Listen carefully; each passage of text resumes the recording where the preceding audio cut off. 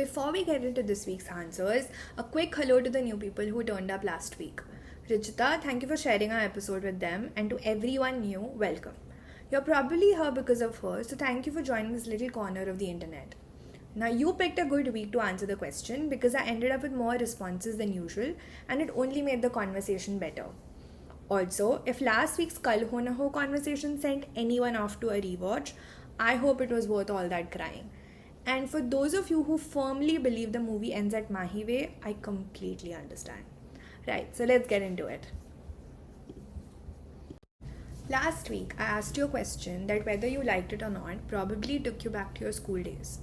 We visited these places for over 10 years, making new friends, meeting people outside our families, and finding friends who would probably last a lifetime. And of course, learning on the side. We got a lot of knowledge, yes, but lots of character growth. Those classrooms taught us lessons from textbooks, and those grounds have seen us grow into young teenagers. Speaking about school is always a tough subject for me. I don't like visiting the place, and you will hardly ever see me talking about those grounds unless I was condemning them. But I haven't always maintained that I got a few good friends from that place, and for that I will always be grateful. Coming back to the question from last week, I asked you guys what subject would you remove and what is one subject you would add if you were to go back to school. Now that forced me to go back to school, but not in a bad way.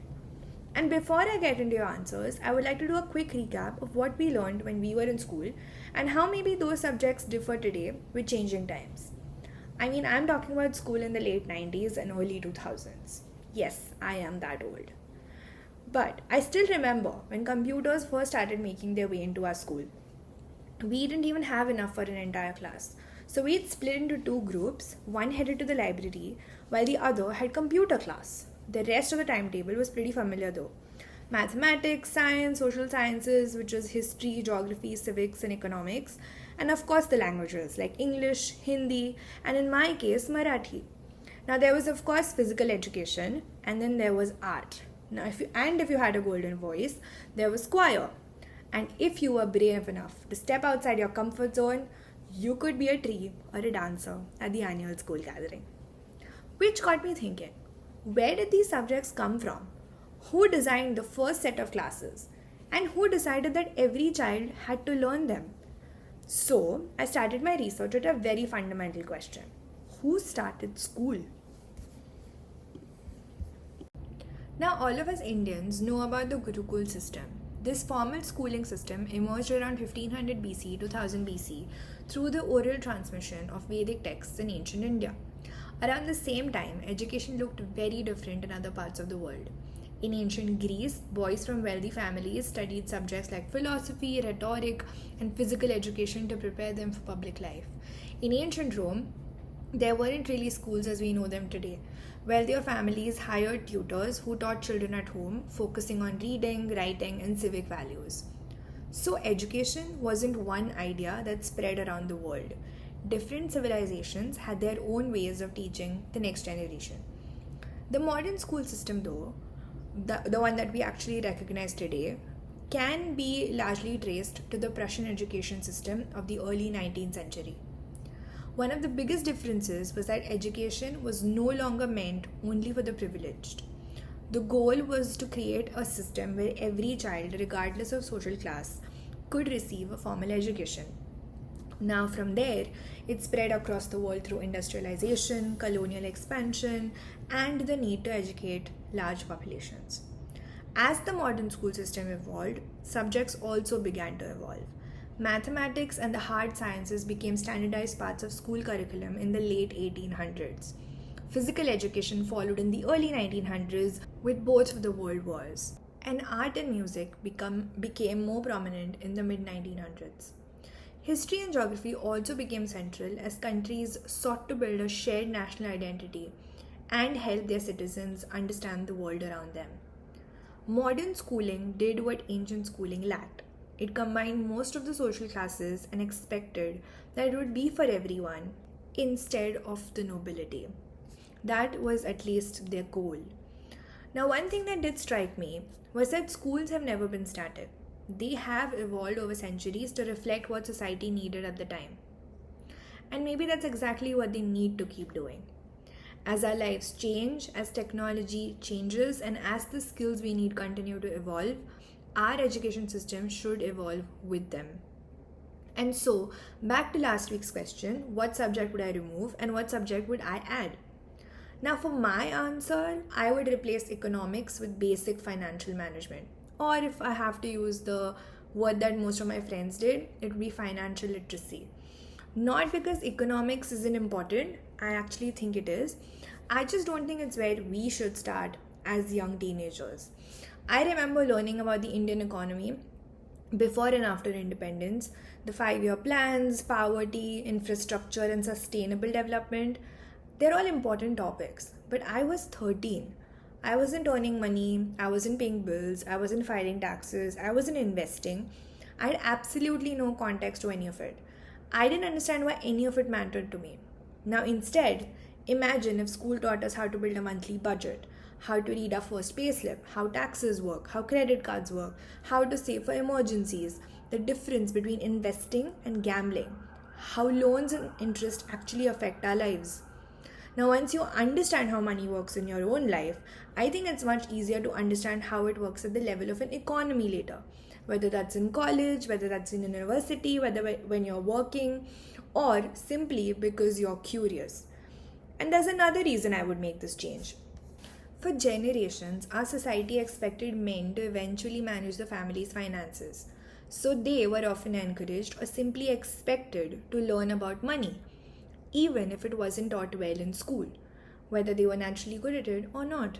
Women, on the other hand, weren't always given those same expectations because they weren't expected to be the primary earners. Thankfully, that's changing. More women than ever are building careers, earning their own income, and becoming financially independent.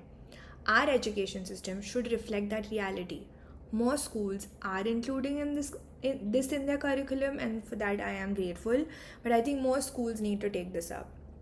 I don't want to look at women who confidently talk about investing, taxes, or financial planning and feel like I'm playing catch up. I want every girl to leave school already knowing the basics. Everything beyond that can come down to interest. Because financial literacy isn't a male skill. Budgeting, paying taxes, and understanding your money aren't gendered. They're life skills, and every job requires them. And everyone should know how to do them. And preferably with a little less anxiety. And it turns out I wasn't the only one who went straight there. Financial literacy came up far more than I expected. 4 different people mentioned it in one form or another, which probably says something about the stage of life many of us are in. Once you start earning, paying bills, filing taxes, and thinking about your future, you suddenly realize how much you wish you'd learned a little earlier. One of those responses came from someone who, for last week's episode, when I'd asked the question, give me a word that praises me, had said the word twin. And so she and I share the same brain cell, and I think I mentioned this before, but she also landed on the same topic again. But after we spoke a little bit more, she changed her answer. When she still believes financial literacy should absolutely be taught in schools, she said if she could introduce just one subject, it would be comprehensive sex education. And beyond any individual subject, she felt schools should spend more time teaching children how to become kind, respectful human beings. Her view was that character comes first, the practical things like careers, cash flow, and managing money can come later. Now, it's a slightly idealistic answer, but then again, she's a slightly idealistic person. Now, going back to my other answer, that had nothing to do with money at all. My answer was that I would improve the way languages are taught. Because for me, a language isn't just another subject. It's how you become a part of a place, a city. It's how you make friends, understand jokes, order food, ask for help, and connect with people. Maybe that's because of how I grew up. In my family, if we moved somewhere, we learned the local language. When my parents moved to Indonesia, they learned Bahasa. When my aunt moved to Calcutta, she learned Bengali. It wasn't something anyone asked them to do. It was just our way of showing respect to the place and the people who called it home. So I guess that's why I place so much importance on languages. They're not just a way to communicate, they are a way to belong. Which brings me quite nicely to the next answer. Because that one was also about understanding people. And I quote, remove history and add history. Which honestly made me laugh because I knew exactly what they meant. It wasn't history they wanted to get rid of. It was the way it was taught. Growing up, I remember learning the same topics over and over again. We learned Maharashtra history in 4th standard and then again in 7th standard. We learned about Indian independence in 5th standard, then again in 8th and then again in 10th. After a while, it just felt repetitive. As a teenager, you're sitting there thinking, I know what Satyagraha is. Can we move on now? But I think one thing I would add to that is that even within the topics we did learn, there was so much more to the story. History, by nature, is selective. You can't fit thousands of years of events, people, and perspectives into one textbook. And as I have grown older, I've realized that there were so many stories, leaders, and events that I simply never came across in school. Now, that's not unique to India. Every curriculum has to make choices about what it includes and what it leaves out. But it also means that what we learn in school is only one part of a much bigger story. And that's probably why I still love history today. My mum was actually a history major, specifically Maharashtra history.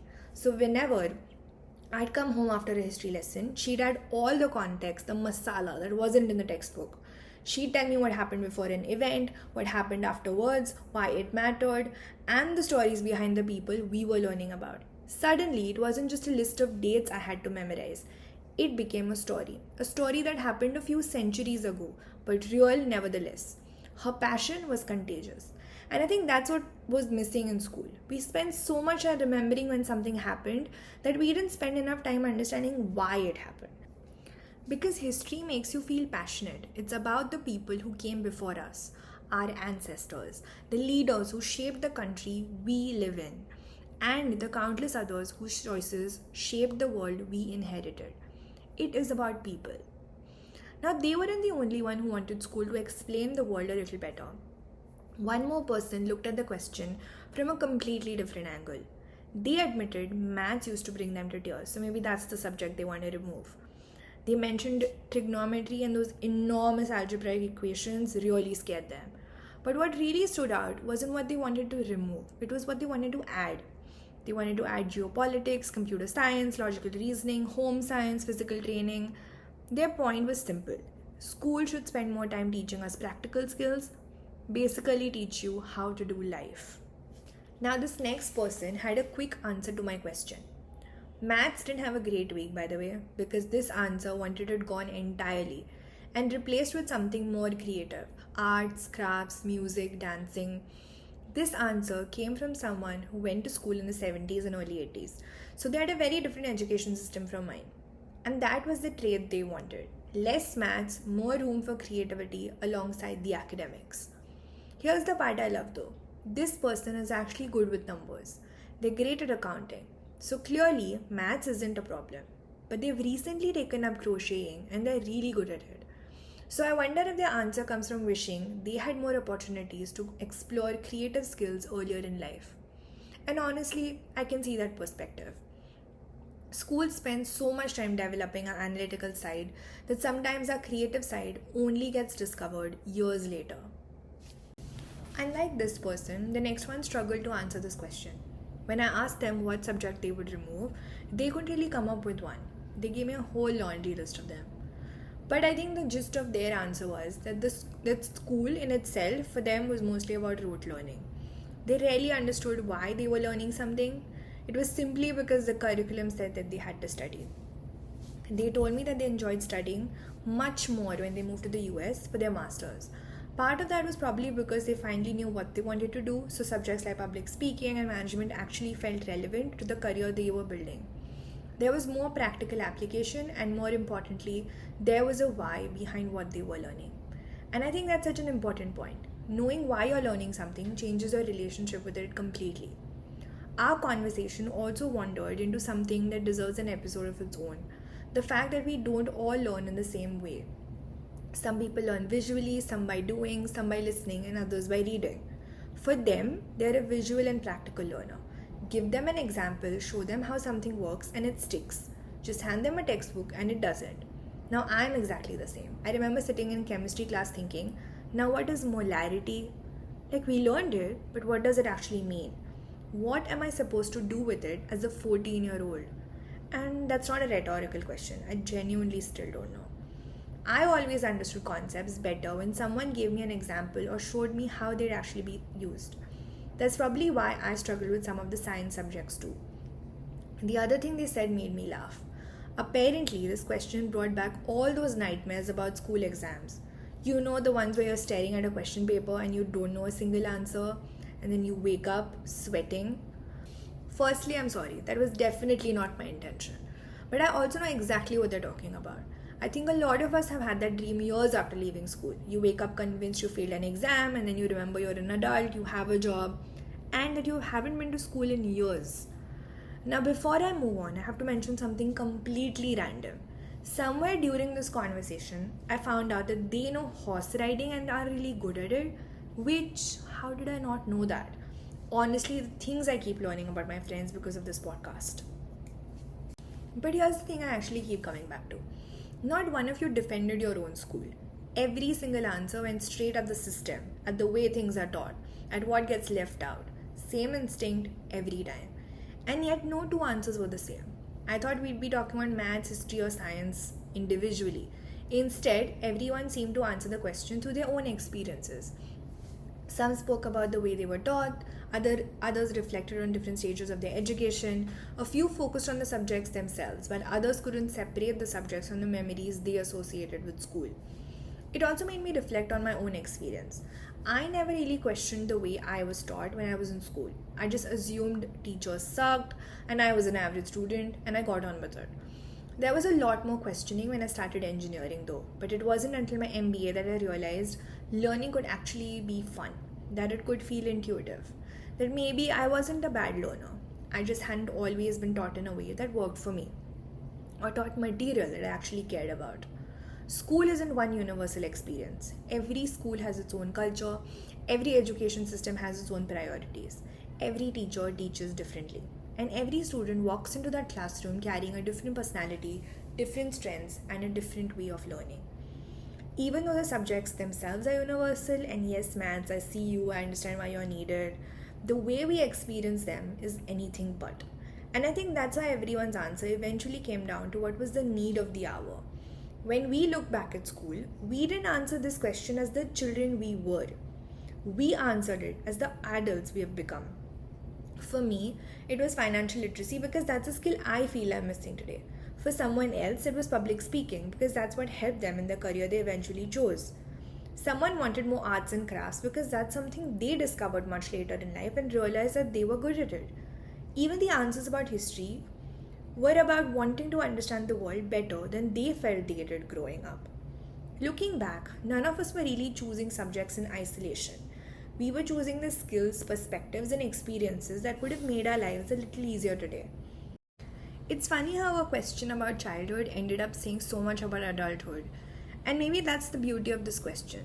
There was never going to be one right answer because there isn't one version of school and there isn't one version of adulthood either. We all carry different experiences, different gaps, and different strengths. Well, that was quite academic. I hope none of you dozed off midway because I genuinely had a lot of fun researching this one and your answers added so much depth to the conversation. Now, before I get into the achievement and question for next week, I just wanted to say one thing. When I started this podcast, I genuinely didn't know if I would have enough to talk about beyond a couple of episodes. And somehow, here we are at episode 10. The structure has evolved and it has been a fun learning journey as I keep working on building episodes that would be both entertaining and knowledgeable every week. What I definitely didn't expect was so many of you taking the time every week to answer these questions. So thank you. This podcast has become something I genuinely look forward to recording every week. It keeps me going while I do what I do these days, looking for a job, sleeping, and surviving. And honestly, it's so much more interesting because it isn't just my thoughts anymore, it's yours too. So now for the achievement of the week. I finally went to the beach, where it was spring in the shade and summer in the sun. The cold breeze, the smell of the water, and the feeling of sand under my feet. It's probably my favorite place to be, and I can't believe it took me 2 years to finally make the trip. Safe to say, summer is officially summering. And while we're still on the topic of school, if you enjoyed this week's conversation, I'd recommend checking out Adarsh Bal Vidyalaya on Prime Video. It's a new heartwarming comedy set in a government school, and it's funny, it's wholesome, and it's surprisingly thoughtful as well. I think a lot of you would enjoy it. And now for next week's question. If you could relive one age, not one day, but one age, which would it be and why? Now, remember, nothing changes. You don't get to rewrite your story. You simply get to experience that chapter of your life one more time. Maybe it's because life felt simpler, maybe it's because you made your favorite memories, or maybe it's because there was something about that version of yourself that you would like to experience one more time. If you've got an answer, don't sit on it for too long. Send it my way before next Wednesday because I'd love to include your thoughts when I record next week's episode. That is all for today. Thanks for sticking around. Bye bye.